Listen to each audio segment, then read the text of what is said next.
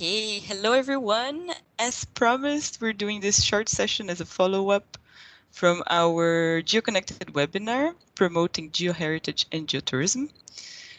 Because we had so many interesting questions and we didn't have enough time to go through all of them. So if you're seeing this before seeing the webinar, please follow the link on the description to watch the presentations first. And I have the pleasure to invite back our two invited speakers in the webinar.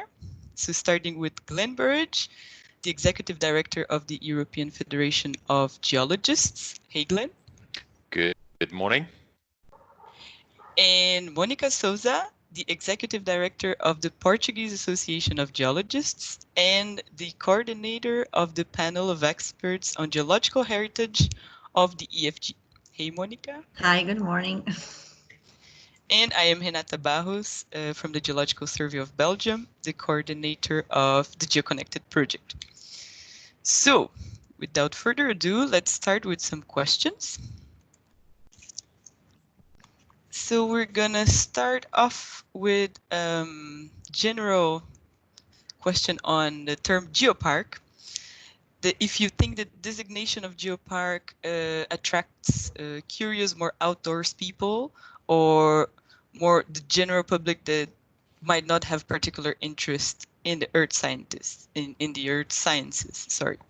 So this was a question from Hayden. And Monica, if you can start. Yes, so I think the term geopark just emphasizes the geology. But of course, in those territories, we have to also address biology, the historical and cultural heritage, and of course, the communities. So this is, I think, a term that, although it reminds us of geology, there are also other values that need to be addressed and also preserved. So I think as a term, it may be. I don't know if it is attracting any more curious people or more outdoors people or everything. I think for the Portuguese experience, there are a lot of people interested in going to geoparks.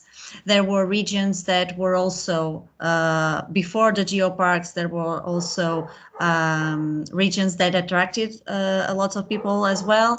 And they are doing a really very good work in capitalizing the heritage, the global heritage, being geological or biodiversity or historical, and they are really doing a good work. So they are channeling and attracting more people to those territories. So I think we can attract people that are interested in outdoor activities, but also people that are interested in being the cultural heritage of that region or the geological heritage of the region. So, yeah.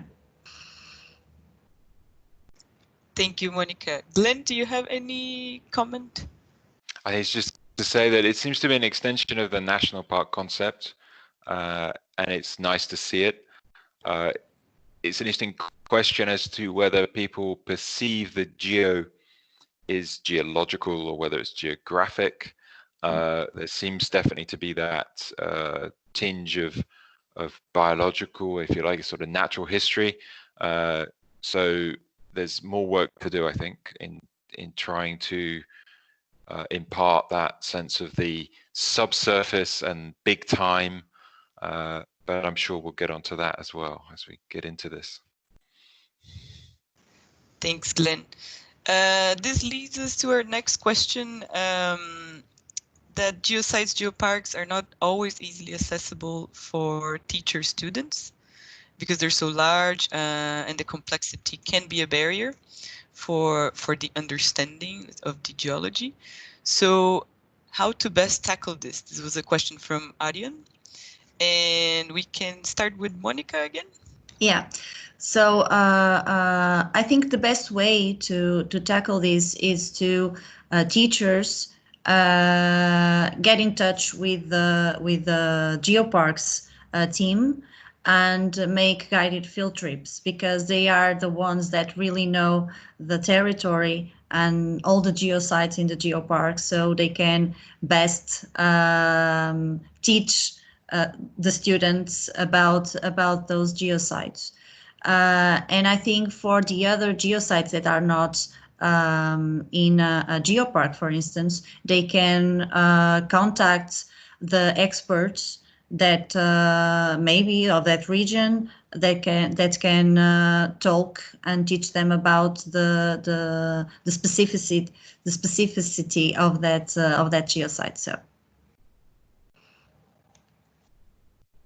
Yes, that's very nice. And I think that there is another question, giving the example of Croatia, that geology is not part of regular education, only inserted into geography. And the question from Nina is there any way to promote geodiversity to young people, or, ideas on how to do this, but maybe through training the teachers in these kind of sites, this is an interesting way to approach this.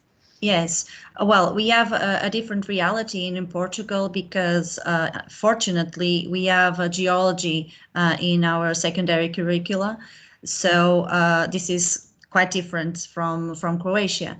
However, teachers training courses are very important, because they can be more or getting to know the work of researchers and the scientific novelties, so they can then teach their students about what is happening in research in geology. And of course, the interdisciplinary issue is very interesting. So, and again, in Portugal, we have now that interdisciplinary thing, that we have projects that they link many disciplines in secondary or in basic school.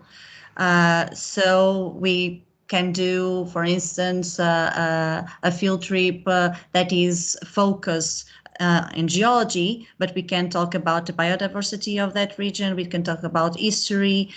We can also make something in sports. So there are really and basically for students that might be even more interesting, because they are really seeing the connection in everything. So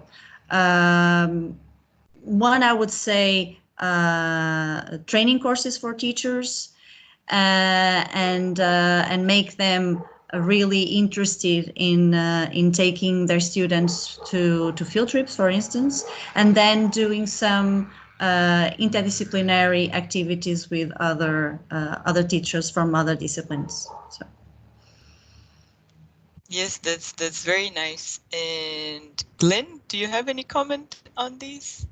Actually, geodiversity is a term that I really picked up from Monica, and I learned a lot more about recently. And it's a wonderful term, because concept, because within it lies several solutions here, right?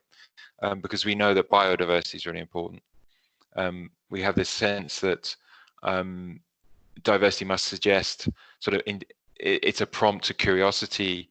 There's a range, there's a wealth of things to explore, and it turns one of the problems we have with geology, which is its complexity, into a positive, I think.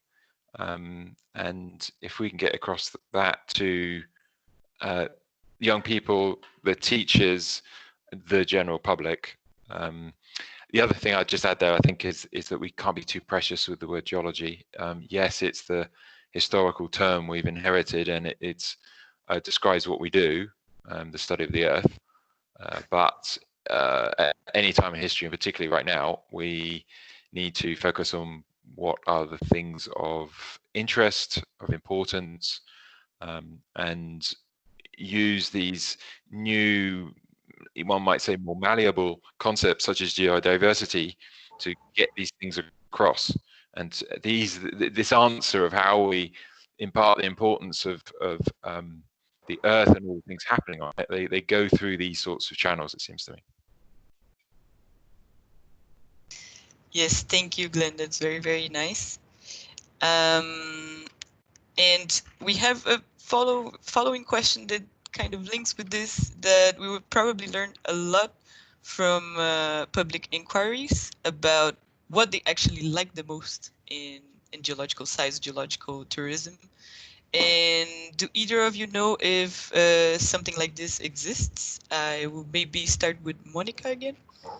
I really don't know if there are some inquiries, some public inquiries. I think maybe in the geoparks they do some kind of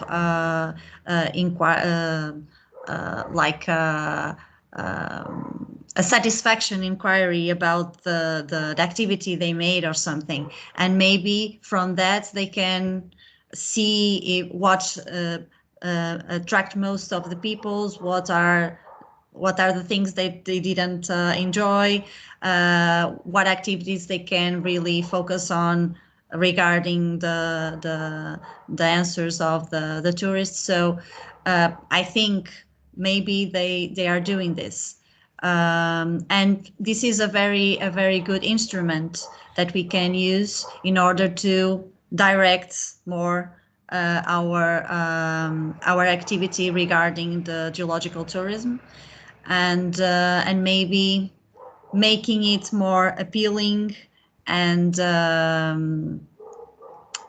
more in what the general public really wants to hear. And we have maybe to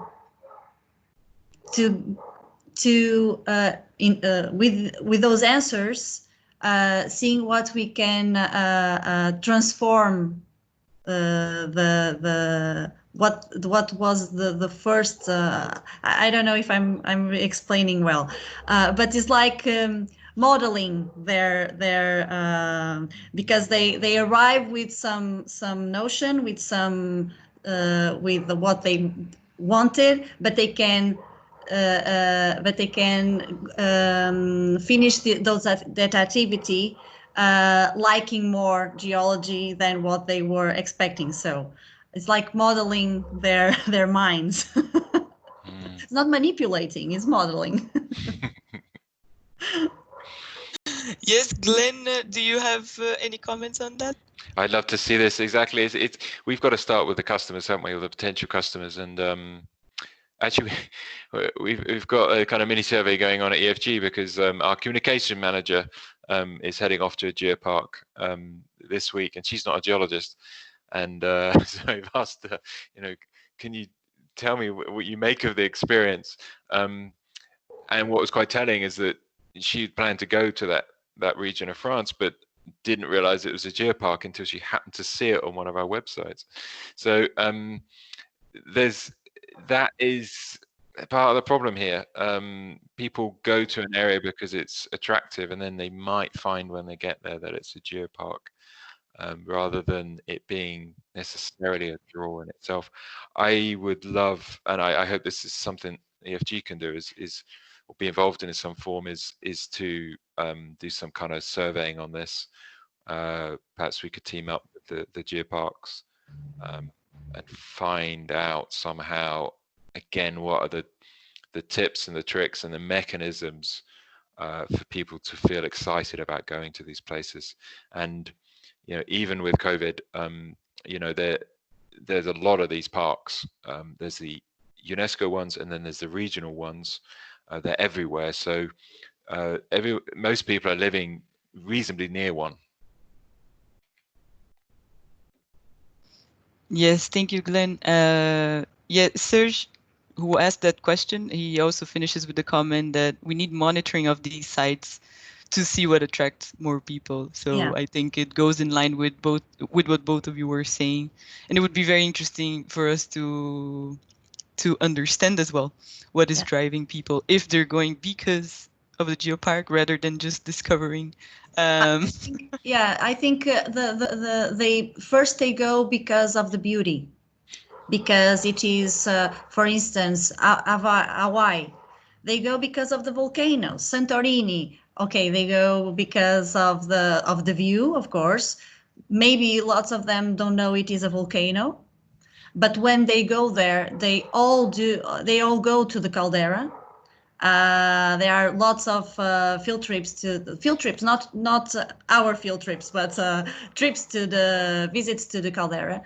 So maybe they do not know. They go there because of the geology, but they actually are going there because of geology, because it is the geology that makes the view. So I think we have to, if we cannot catch them before, we can catch them in that moment, and make them see that yes, this is so beautiful because geology make it beautiful. So yeah.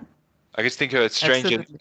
strange analogy. It's like we have a shop full of beautiful objects, or an art gallery, and people are coming in, but the actual maker of those beautiful things is not there Yeah.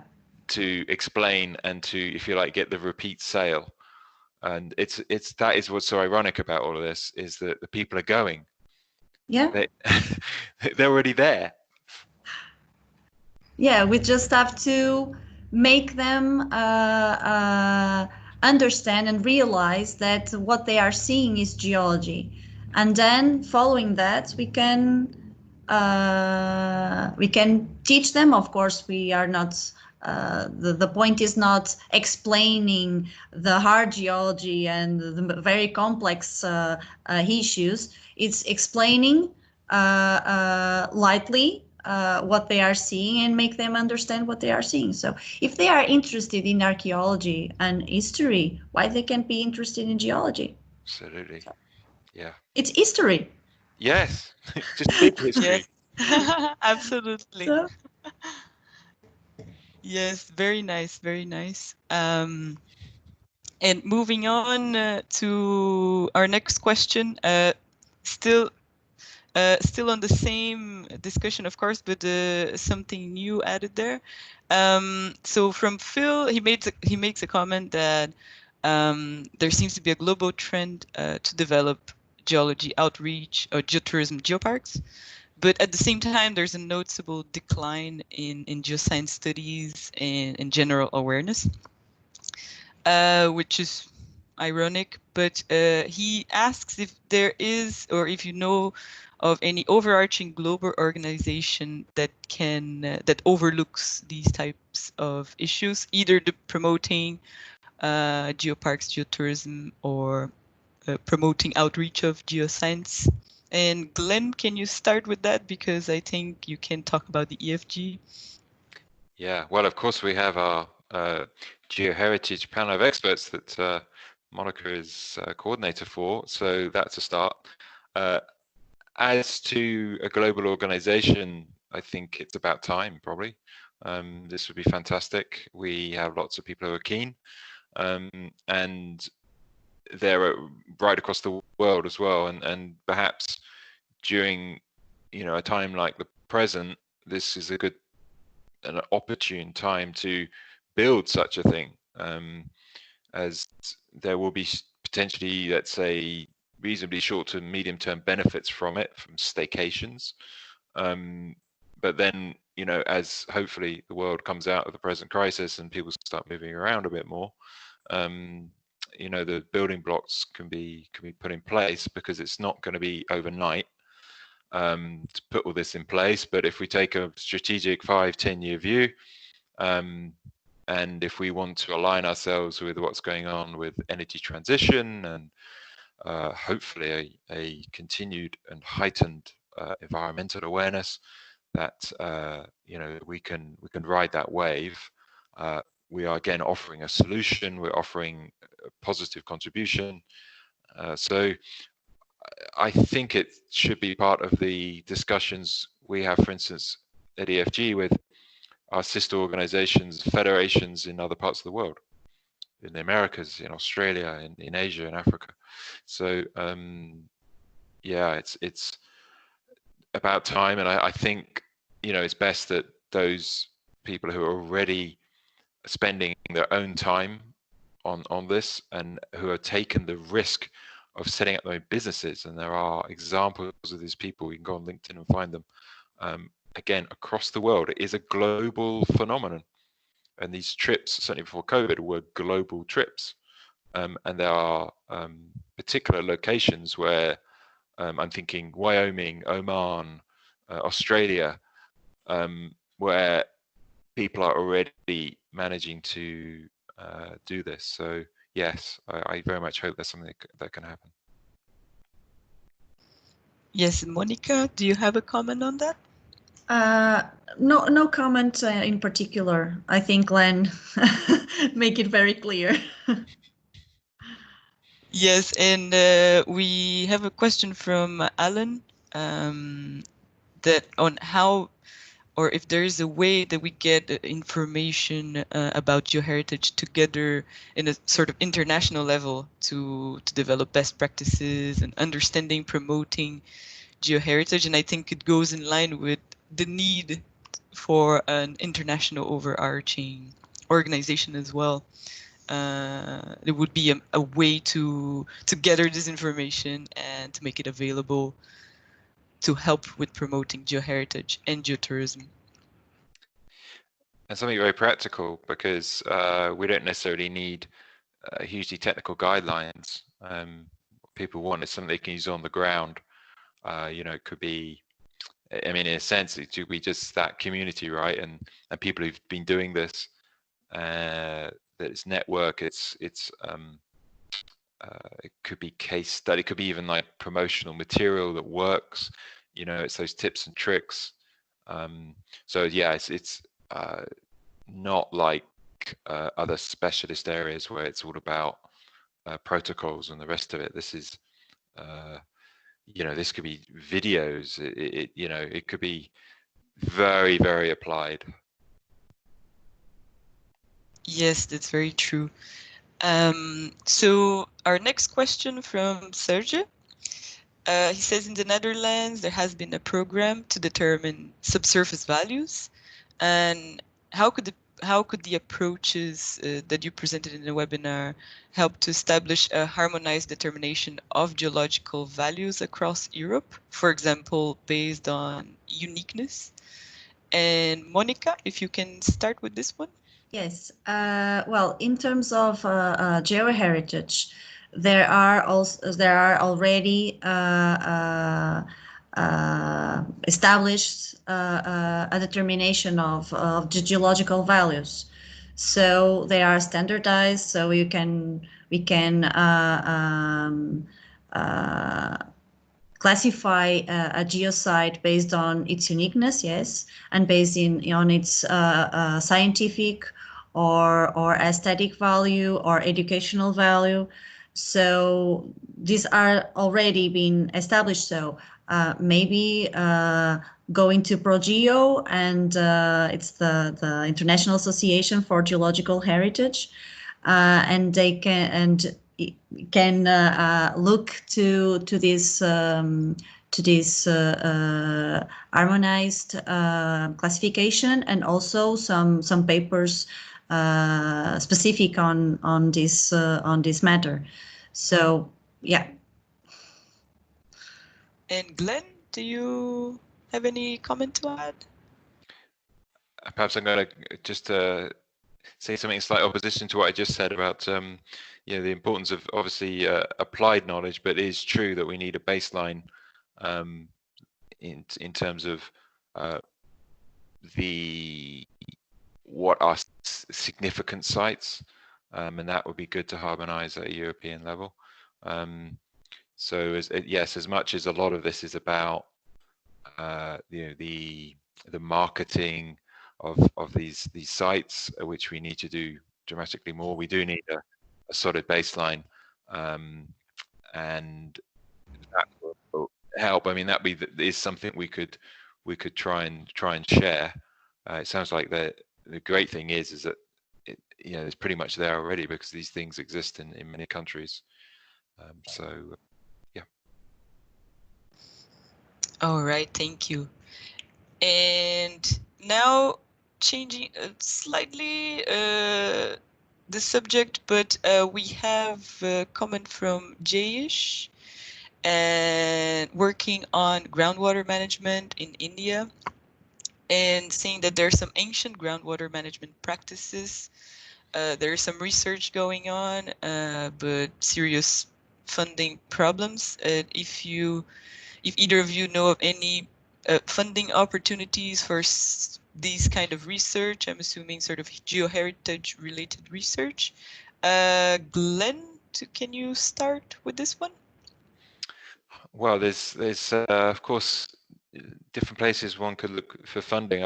Maybe just the point I'd make here is that we were just talking about the specific locations, but actually when we are looking at how we attract people in, it is the stories people will be after, and so the heritage aspect is not just the sites. The sites themselves can end up being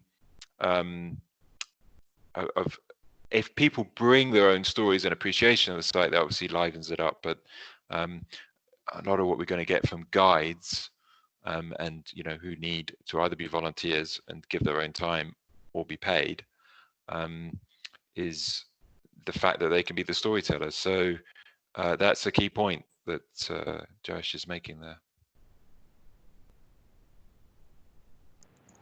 Monica, do you have any? I don't know regarding the funding that Jayesh is asking.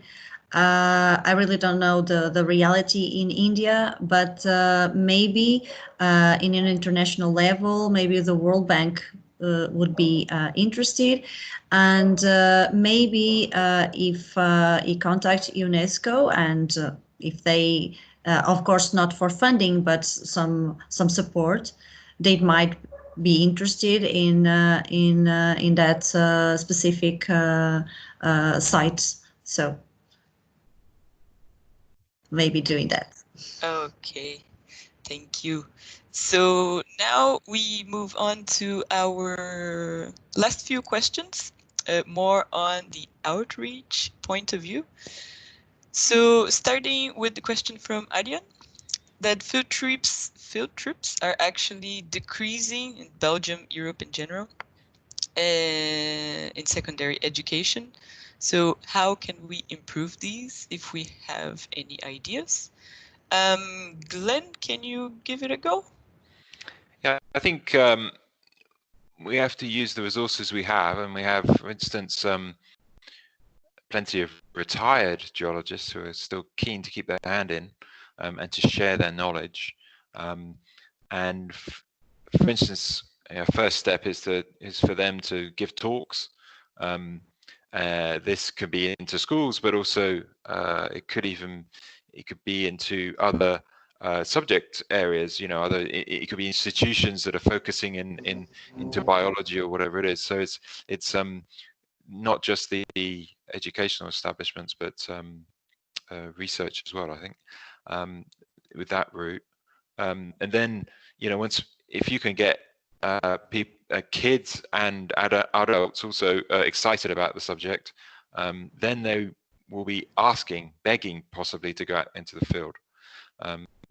And if we can use the knowledge and the expertise we have, something I'm quite keen on doing is mapping the expertise we have around Europe, so we know who these people are and are they willing volunteers, because that's going to be good in terms of being able to share that and get the young generation excited, but it'll also possibly help with the older generations too. So that to me seems a resource that's sat there. I think particularly with economic difficulties at the moment in a number of the industries where geologists are working, this could also be a mechanism for those people to be showing some value and do something positive and collaborative. Otherwise, we can see that this links to a lack of profile. It's the same thing we see again and again of earth sciences and geology in the educational system. the geological reading age of the public is lower than it should be and what it's safe to be. So we've got to deal with that. We've got to try and make sure that geology and earth science is appropriately represented within the educational system. Otherwise, we're just going to be fighting a losing battle the whole time. There are difficulties with field trips, but I mean, even at the very basic level of health and safety, when you think about it, many professional geologists have a great deal of knowledge about this, so they can again help schools and colleges on this, because it's a pretty well refined art, and they can work with the teachers to try and allay those fears. Yes, thank you, Glenn. And Monica, do you? Well, Glenn said almost it all. So, yeah, I think it's really important to contact retired geologists as well as experts in different areas, but also universities. They can be of great help in terms of secondary education related to geology, being it field trips or talks about any matter. So this is maybe one way to improve not only field trips but also geology as a subject. Yes, absolutely. So now we move on to the question from Robert, which is how to reach out or to educate policymakers who generally have no idea about the subsurface or geology in general. This is a tough one. This is the question we all ask ourselves. Yes. But Monica, can you start? Yes, this is the $1,000,000 question, isn't it? I think we have to make them love geology. I think this is the key, because we can talk and talk and talk and make them or trying to make them understand that geology is really important for society. But I think we have to be more to make geology more catchy for them. So maybe with some activities that they can enjoy, and enjoy geology in another way, so that can really think, no, this is really important. Resources are important. Energy is important. The water management is important. So, and this is all geology. And we have to really take a look at this with careful. So yes, trying to make geology more catchy for them, but also not forgetting what is the important issue, and really try them to make the right choices in terms of geological management. So. Yes, I also think that creativity is part of the solution. Yeah. And Glenn, do you have any comments? Sounds like it's definitely one of the arms, isn't it, of this? If we can get them to tap in and feel a passion and the importance of it. From a Brussels perspective, it's very interesting, because I think it's all about trying to be in the room and be at the table, certainly, but it comes down to tapping into things that they think are important. And we've got to go after those themes. The fact that we're geologists almost is by the by. Afterwards, they realize that we're geologists. But what we've got to do is be helpful. And some of the things we can do, for instance, at the EU level, is we can do exhibitions, we can organize meetings under normal circumstances. But if we could do things within the European Parliament, where we could do some kind of exhibition, for instance, we're going to them, and we're showing them what we can do and what the solutions are. We can help you do what you need to do, because they are professional peers. If we look at them that way, when you think about how we work with engineers or with journalists, we often scratch our heads about how we do that. Well, just remember that they've got a job to do. And in the same way, if someone comes to us, we would hope that they try and make our job easier, and provide us. If someone comes to us with a piece of technology, we're not going to give them much time if they just go on about how amazing this piece of technology is without any obvious connection to what we do. If the person comes to us and shows us how this can make our job as a geologist easier, we're going to be all ears, and we're going to sit with them perhaps all day. So yeah, these are very, very busy people. So we do need to have things, as Monica said, that are catchy, that are attention grabbing, get their attention, get in the room, be able to show the importance, impart a bit of passion if we can. That can do no harm at all. We also have to be, as you said, Renato, be creative, maybe take an oblique approach. There's an element of charm here. We take the subjects which are also just inspire curiosity, that give a sense of the realm of possibilities of solutions that we can provide, because we are in a busy marketplace. There's going to be a bunch of other professions who are going to turn up saying we can solve this problem too. So we've got to learn some marketing skills. Yeah, and I would add that we have to invest in education, in the basic and secondary education, so that the future policymakers can really understand what we are talking about, and they can make some scientific-based decisions. Yes, absolutely. Good point. And now going to our final question, and same problem, but the other side, from the side of us geologists. Matthew asks if you have any good ideas on how we geologists we can get more of us geologists advocating for the importance of our passion. And we can start with Glenn. This is something I think all of us have been talking a great deal about recently, haven't we? And there's several ways of doing this. We can, if you think about looking at this outside in, we can learn from other sectors and professions who are doing this well, for sure. And again, what are the mechanisms for doing that? Often it starts with passion and curiosity to stimulate that. Again, focusing on the stories which draw people in. They're a magnet. Not getting too wrapped up with labels.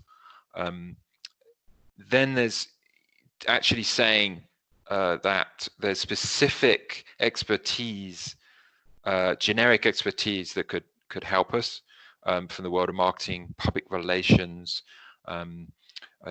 learning from decision makers. Again, are there policymakers and journalists who can help us with the craft skills that are required? And then there are those geoscientists, and this is perhaps where there are some questions, is, do we work in symbiosis with those with specific craft skills who have, of journalists, PR people, etc., marketeers? There's probably, certainly to start with, that's probably wise. Then the big question is, how do we develop this within geoscientists themselves? There are clearly people, and I'm sat here with two of them, I believe, geoscientists who are absolutely exemplary at this, who are naturals at doing this. But do we rely on them, those who are gifted at this within our community, or do we try and, to what extent do we try and permeate these skills among our community? And the fact is, it's probably true that we're going to need to do that. We're going to need to create a cadre of geocommunicators, or it's even beyond that. I think it's really about impact, those who have those skills who can then percolate that within our community. So every geoscientist realize that they're going to need to see this as a key skill. And although there's going to be within their clan, there's going to be leaders, specialists, people, real expertise in this who can take that on, because it isn't a natural thing for everyone. But we come back to stories, and geoscientists of all professions, culturally, they are storytellers. And we should, again, it's all about making the most of what we have. We've got great stories, and we already have a competence in storytelling. So we're actually in a pretty good position, I think. Yes, true. And Monica, do you have anything to add? No, I think Glenn summed it up. So, yes, of course, there are some geoscientists that like to talk and like to talk about what they do, and they like to talk about their geology passion. There are others that, because of their personality, do not like that. And I don't think we have to force them to do that. But maybe if they see that the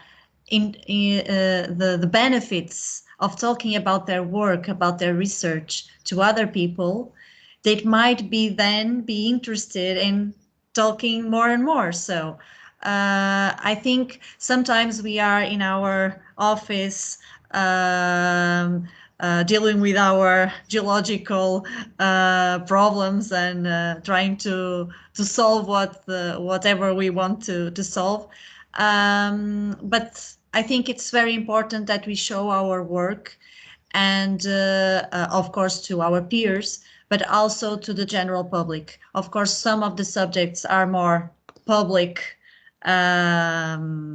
related, some of them are not, but I think it would be very nice to somehow make a community or a communicating network or something in order to make geoscience more visible to the public. Absolutely.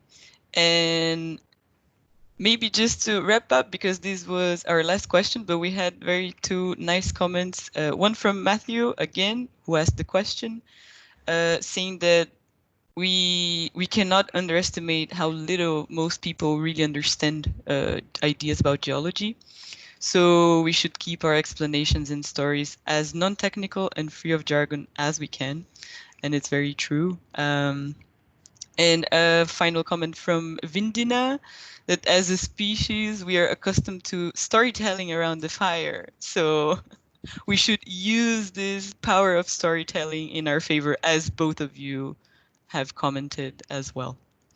And this wraps up our extended Q&A session.